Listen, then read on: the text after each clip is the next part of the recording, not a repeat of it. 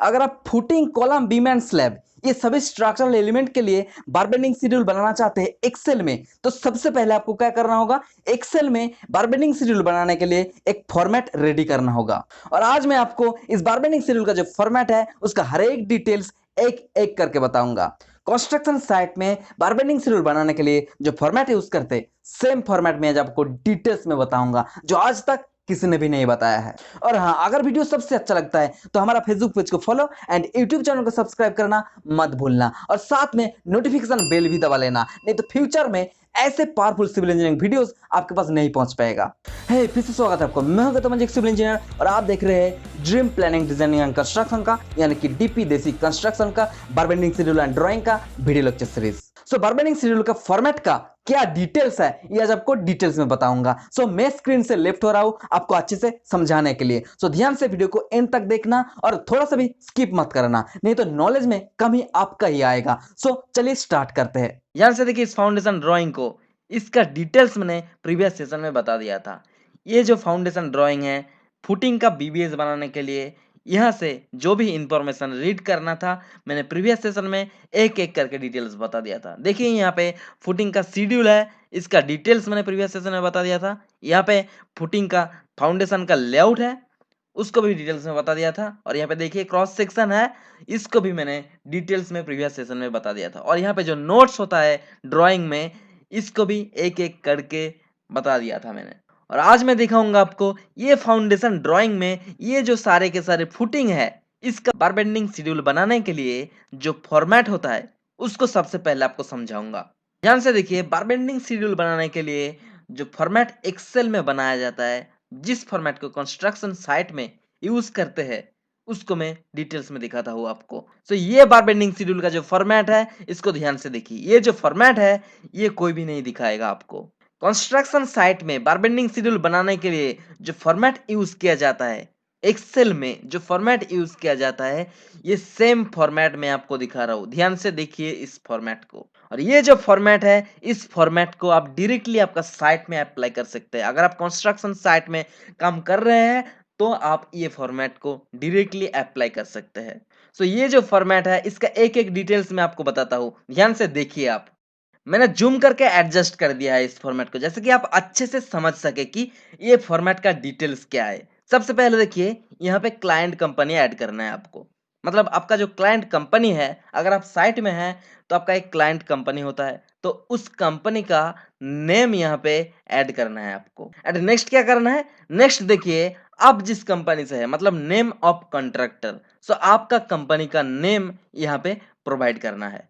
And उसके बाद देखिए, उसके बाद आपका प्रोजेक्ट का नेम यहाँ पे ऐड करना है एंड एड्रेस देना है। मतलब यहाँ पे प्रोजेक्ट का डिटेल्स प्रोवाइड करना है। और उसके बाद क्या है, देखिए यहाँ पे बिल्डिंग नेम प्रोवाइड करना है। मतलब उस प्रोजेक्ट के अंदर कौन सा बिल्डिंग का बार बेंडिंग शेड्यूल आप बना रहे हैं, उस बिल्डिंग का नेम यहाँ पे प्रोवाइड करना है। एज ए एग्जाम्पल आप प्रोवाइड कर सकते हैं, जैसे कि ब्लॉक ए, ये एक बिल्डिंग का नेम हो गया। जैसा आपका फाउंडेशन ड्राइंग में या फिर आपका साइट ड्राइंग में होगा, ये कौन सा बिल्डिंग का बार बेंडिंग शेड्यूल आप बना रहे हैं, उस ड्राइंग से आप यहाँ पे नेम मेंशन कर देंगे। और नेक्स्ट क्या है, यहाँ पे देखिए बॉटम बार है। ये क्यों है, क्योंकि आप फुटिंग के लिए बार बेंडिंग शेड्यूल बना रहे हैं। और फुटिंग में मैं जो ड्राइंग रीड करके बताया था वहां पे सिर्फ बॉटम बार था, इसलिए यहाँ पे बॉटम बार मेंशन किया है। अगर आपका फुटिंग में 2 मेस है, अगर आपका जो फाउंडेशन होगा वहां पे 2 मेस है, तो आपको टॉप बार के लिए अलग से कैलकुलेशन करना पड़ेगा, उसके लिए एक अलग सीट होगा। और नेक्स्ट क्या है, ध्यान से देखिए, यहाँ पे क्या लिखा है, बार बेंडिंग शेड्यूल ऑफ फुटिंग, क्योंकि यहाँ पे फुटिंग का बीबीएस बना रहे हैं इसलिए फुटिंग लिखा है। और स्ट्रक्चर क्या है, स्ट्रक्चर देखिए यहाँ पे फुटिंग का है इसलिए यहाँ पे फुटिंग लिखा है। और यहाँ पे देखिए grade of concrete M25 mention किया है एंड ग्रेड ऑफ स्टील यहाँ पे 500D मेंशन किया है। सो आपको भी ये मेंशन करना होगा आपका प्रोजेक्ट में जो बिल्डिंग है, जिस बिल्डिंग का बार बेंडिंग शेड्यूल आप बना रहे हैं, उस बिल्डिंग का ग्रेड ऑफ कंक्रीट आपको देना है यहाँ पे एंड ग्रेड ऑफ स्टील देना है आपको यहाँ पे। और नेक्स्ट क्या है, यहाँ पे देखिए ड्राइंग नंबर है। सो इस ड्राइंग नंबर का क्या मतलब है, जिस ड्राइंग से आप बार बेंडिंग शेड्यूल बना रहे हैं उसका एक नंबर होता है, उस ड्राइंग का नंबर यहाँ पे मेंशन करना है। और उसके बाद देखिए यहाँ पर रिवीजन है। ये क्या है, ड्राइंग का अगर कुछ रिवीजन है, मतलब एक बार रिवाइज्ड हुआ है ड्राइंग, तो वहां पे 1 मेंशन करना होगा, अगर एक बार रिवाइज्ड हुआ है। अगर 2 बार रिवाइज्ड हुआ है ड्राइंग तो 2 मेंशन करना होगा। अगर कुछ भी रिवीजन नहीं हुआ है यहाँ पे तो आपको 0 रखना है यहाँ पे। एंड नेक्स्ट क्या है, ध्यान से देखिए यहाँ पे फुटिंग का डेप्थ मेंशन किया है मैंने, क्योंकि ये एक ऑफिशियल फॉर्मेट है, इसलिए आपको सारे के सारे डिटेल्स यहाँ पे प्रोवाइड करना पड़ेगा। जैसे कि मैंने एज एग्जांपल यहाँ पे दे दिया 450 मिलीमीटर डेप्थ।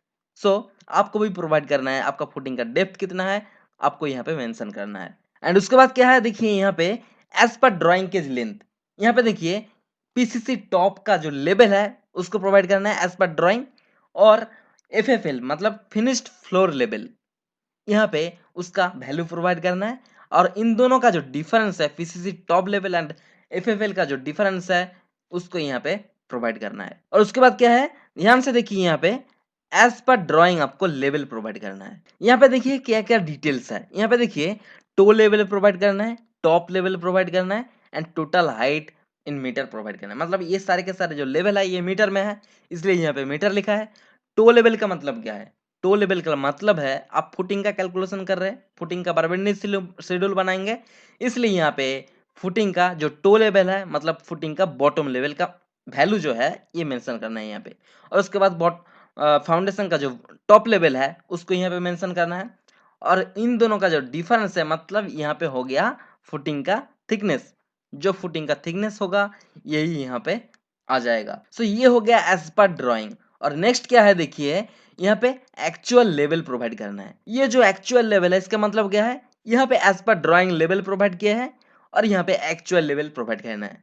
आप साइड में जब काम करेंगे तो एज पर ड्राइंग ही काम होगा, जब एज पर ड्राइंग काम होगा तो यहाँ पे सेम लेवल प्रोवाइड करना है। अगर कुछ चेंजेस आता है तो उसको यहाँ पे मेंशन करना है। और नेक्स्ट क्या है, ध्यान से देखिए यहाँ पे आपको सीरियल नंबर प्रोवाइड करना है, उसके बाद बार नंबर प्रोवाइड करना है, मतलब जिस बार का कैलकुलेशन होगा उस बार का एक नोटेशन होगा, तो उस नंबर को प्रोवाइड करना है।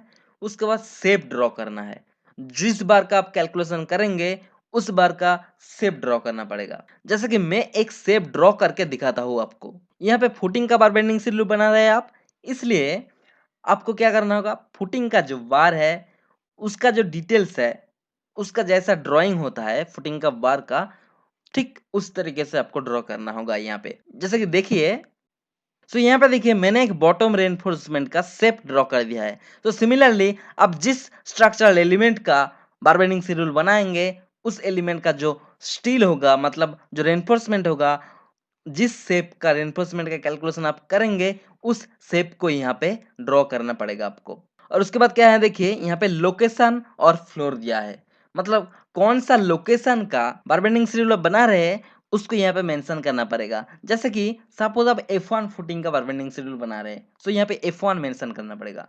अगर आप रैफ्ट फाउंडेशन के लिए बार बेंडिंग शेड्यूल बनाएंगे तो वहां पे क्या करना पड़ेगा, वहां पे आपको जो ग्रिड लाइन होता है उसको मेंशन करना पड़ेगा। और नेक्स्ट क्या है, देखिए डाया मेंशन करना है यहाँ पे, मतलब जिस रेनफोर्समेंट का बार बेंडिंग शेड्यूल बना रहे हैं उस रेनफोर्समेंट का डाया यहाँ पे मेंशन करना है। उसके बाद स्पेसिंग, मतलब सपोज आप F1 फुटिंग का बार बेंडिंग शेड्यूल बना रहे हैं तो उस केस में आपको क्या करना है, उस केस में फुटिंग में रेनफोर्समेंट का जो सेंटर टू सेंटर स्पेसिंग है उसको यहाँ पे आपको मेंशन करना है। एंड उसके बाद क्या है, देखिए यहाँ पे काटिंग लेंथ का कॉलम है, यहाँ पे क्या होगा, काटिंग लेंथ का कैलकुलेशन होगा। ये यहाँ पे जो सारे डिटेल्स प्रोवाइड करेंगे यहाँ से कैलकुलेशन होके यहाँ पे आ जाएगा। यहाँ पे देखिए ये जो नोटेशन है ABCD, ये जो बार होगा उसका डिटेल्स यहाँ पे प्रोवाइड करना है। मैं जब ड्राइंग से इनपुट करूंगा यहाँ पे तब अच्छे से समझ जाएंगे आप। और नेक्स्ट क्या है, ध्यान से देखिए यहाँ पे प्लेसिंग है। प्लेसिंग का क्या मतलब है, जिस रेनफोर्समेंट का बार बेंडिंग शेड्यूल बना रहे हैं उस रेनफोर्समेंट को कौन सा पोर्शन में प्लेसिंग कर रहे हैं उसको यहाँ पे मेंशन करना पड़ेगा। और उसके बाद क्या है, देखिए नंबर ऑफ ईच रेनफोर्समेंट, इसका मतलब क्या है, इसका मतलब है जिस रेनफोर्समेंट का बार बेंडिंग शेड्यूल आप बना रहे हैं उस रेनफोर्समेंट का कितना नंबर है, मतलब नंबर ऑफ रेनफोर्समेंट कितना है। सपोज F1 फुटिंग है उसका एक डायरेक्शन का कैलकुलेशन आप कर रहे हैं, सो एक डायरेक्शन में ये जो रेनफोर्समेंट का काटिंग लेंथ कैलकुलेशन किया है उस रेनफोर्समेंट का नंबर कितना है उसको यहाँ पे मेंशन करना होगा। और उसके बाद क्या है, देखिए नंबर ऑफ सेट्स, इसका मतलब है F1 फुटिंग जो है उसका सेट कितना है, मतलब कितना नंबर है F1 फुटिंग का उसको यहाँ पे मेंशन करना है। उसके बाद टोटल नंबर कितना होगा, टोटल नंबर हो जाएगा number of reinforcement into number of set, so ये यहाँ पे आ जाएगा टोटल नंबर। एंड उसके बाद क्या है, उसके बाद देखिए रेनफोर्समेंट का डायमीटर यहाँ पे मेंशन किया है। इसका मतलब क्या है, इसका मतलब है जिस डाय का रेनफोर्समेंट का बार बेंडिंग शेड्यूल आप बना रहे हैं उस डाय का रेनफोर्समेंट का टोटल नंबर मिल गया यहाँ पे। सो टोटल नंबर से काटिंग लेंथ को मल्टीप्लाई करना है, मल्टीप्लाई करके टोटल जितना लेंथ आएगा और जिस डाय का लेंथ होगा उसको यहाँ पे इनपुट करना है आपको। सपोज आपका 10 मिलीमीटर डाय का रेनफोर्समेंट है, सो आपको यहाँ पे इस बॉक्स में टोटल जितना लेंथ होगा उसको यहाँ पे इनपुट देना है। और उसके बाद क्या देखिए यहाँ पे रिमार्क है, सो अगर कुछ भी नोटेशन है आपका सो यहाँ पे रिमार्क में मेंशन करना है आपको। और नेक्स्ट क्या है, ध्यान से देखिए यहाँ पे क्या है, टोटल लेंथ है, मतलब कौन सा डाया का रेनफोर्समेंट आप यूज कर रहे हैं उस डाया का रेस्पेक्ट में टोटल लेंथ कितना आया है उसको यहाँ पे इनपुट देना होगा। सो ये जो टोटल लेंथ है ये डिफरेंट डाया का डिफरेंट लेंथ आएगा, क्योंकि F1 फुटिंग है, F2 फुटिंग है, F3 फुटिंग है। सो डिफरेंट डाया का रेनफोर्समेंट यूज हुआ है वहां पे, सो डिफरेंट डाया का डिफरेंट लेंथ आएगा। और उसके बाद क्या है देखिए, यूनिट वेट ऑफ स्टील है। इसका मतलब क्या है, आपको unit weight of steel input देना है यहाँ पे। यूनिट वेट ऑफ स्टील इसका फॉर्मूला क्या है, d²/162। सो यहाँ पे हर एक डाया का रेनफोर्समेंट के लिए यूनिट वेट डिफरेंट आएगा। और ये जो यूनिट वेट है ये रनिंग मीटर में है, मतलब पर मीटर में कितना वेट है स्टील का, ये है unit weight. So total length जो होगा उसके साथ अगर यूनिट वेट का मल्टीप्लाई कर देंगे तो टोटल वेट मिल जाएगा आपका स्टील का। सो डिफरेंट डाया का डिफरेंट वेट आएगा, टोटल लेंथ को यूनिट वेट के साथ मल्टीप्लाई करके जो वेट आएगा वो केजी में आएगा, ठीक है। उस केजी को मेट्रिक टन में ट्रांसफर करने के लिए 1000 से डिवाइड करना पड़ेगा आपको। सो आपको टोटल स्टील यहाँ पे मिल जाएगा। और क्या है, ध्यान से देखिए यहाँ पे फॉर XYZ प्राइवेट लिमिटेड, इसका मतलब क्या है, आपका जो कंपनी है उसका नेम यहाँ पे प्रोवाइड करना है। सपोज मैंने as example XYZ private limited ले लिया था। सो यहाँ पे क्या करना है, प्रीपेयर्ड बाय, मतलब किसने इस बार बेंडिंग शेड्यूल को प्रिपेयर किया है, उसका name, signature and date provide करना है। एंड नेक्स्ट क्या है, नेक्स्ट देखिए यहाँ पे चेक्ड बाय, मतलब आपने जो बार बेंडिंग शेड्यूल बनाया है उसको किसने चेक किया है, उसका सिग्नेचर होगा यहाँ पे, नेम होगा यहाँ पे एंड डेट मेंशन करना होगा यहाँ पे। और नेक्स्ट क्या करना है, यहाँ पे देखिए आपका जो क्लाइंट कंपनी है उसका नेम यहाँ पे प्रोवाइड करना है। एज ए एग्जांपल मैंने ले लिया था ABC प्राइवेट लिमिटेड। सो वहां पे आपको क्या मेंशन करना है, चेक्ड बाय, मतलब आपका जो क्लाइंट कंपनी है वहां पे किसने चेक किया है आपका ये बार बेंडिंग शेड्यूल। सो उसका सिग्नेचर होगा यहाँ पे, नेम होगा यहाँ पे एंड डेट होगा यहाँ पे।